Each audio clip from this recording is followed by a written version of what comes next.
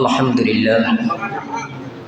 হাজী হেদায়েতুল্লাহ বাইতুল মামুর জামে মসজিদের সম্মানিত মুসল্লিয়ান ইকরাম, পর্দানিশীন সম্মানিত মা ও বোনেরা, মহান আল্লাহ রব্বুল আলামিনের দরবারে অসংখ্য অগণিত শুকর আদায় করি যে আল্লাহ রব্বুল আলামিন দয়া করে, মায়া করে, মোহাব্বত করে, ভালোবেসে 10 মায়ের 10 সন্তানকে একত্রিত হয়ে জুড়ে মিলে বসার মতো যে আল্লাহ সুযোগ করে দিলেন, সে আল্লাহ পাকের দরবারে প্রাণ খুলে অন্তরস্থল থেকে কালিমাত শুকর আদায় করি।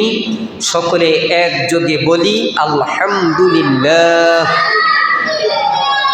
আল্লাহ পাকের দরবারে আরও শুকর গুজার করি যে আল্লাহ রব্বুল আলামিন আমাদেরকে জমাদুল আউয়াল মাসের আজকে তৃতীয় জুমা। কত জুমা? তৃতীয় জুমা। আজকে জমাদুল আউয়াল মাসের 15 তারিখ, নভেম্বর মাসের 7 তারিখ, কার্তিক মাসের আজকে 22 তারিখ। আল্লাহ পাক রব্বুল আলামিন 3টি মাসে আমরা তারিখ জেনে নিলাম। আল্লাহ পাক রব্বুল আলামিন দেখেন, সিস্টেম অনুযায়ী সময়, দিন, কাল, মাস, বছর সব কিছু চলে যাচ্ছে, কিন্তু আপনার আমার অনেক সমস্যা আছে। সেটি হচ্ছে আল্লাহ পাকের গোলামি করা। আল্লাহ পাকের গোলামি থেকে আমরা অনেক পিছনে, ঠিক কিনা? আমরা অনেক পিছনে। দেখেন, সময় স্রোত আপনার জন্য আমার জন্য অপেক্ষা করে না।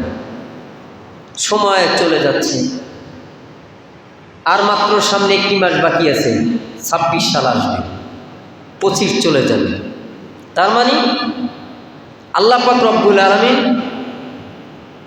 একটি টাইম যে একটি মেনটেন করে দিয়েছেন, সেট করে দিয়েছেন, এই টাইমটা তার নিজ গতিতেই চালায়। এখানে মানুষের কোনো হাত নেই, আছে? নাই। যদি আপনার আমার ক্ষমতা থাকতো, এই 25 সালে রাখতাম, 26 সালে পা দিতাম না।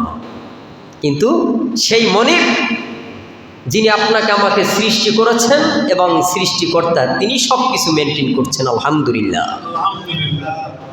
এই জন্য ভাইয়েরা, আমরা সব জিনিস নিয়ে চিন্তা ফিকির করি, স্মরণ করি।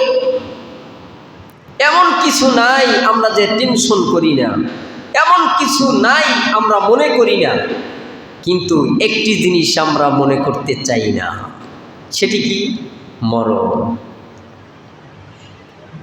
দেখবেন মানুষ এই মরণ ছাড়া সব টেনশন আর টেনশন, মাথার ভিতরে খালি ঘুরে, কিন্তু মরণের টেনশনটা কোনো মানুষের, কোনো বান্দা বান্দির মধ্যে নাই। সেই সম্পর্কে আমি আজকে কোরআনের আয়াত করেছি। প্রত্যেকটা মানুষ যদি মরণ নিয়ে টেনশন করতে, একটু চিন্তা গবেষণা করত, দেখতে না দেখতে আল্লাহর ওলি হয়ে যেত। দেখতে না দেখতে সে আল্লাহর ওলিতে পরিণত হয়ে যেত। সুবহানাল্লাহ। এই টেনশন আমাদের মধ্যে নেই। আজকে আয়াতের মধ্যে আল্লাহ তাআলা এই মরণের কথা বলেছেন, রিজিকের কথা বলেছেন। আল্লাহ তাআলা আমাদের সকলকে আমলের নিয়তে শোনার মতো যেন তৌফিক দান করুন। চিল্লায়ে বলুন আমিন।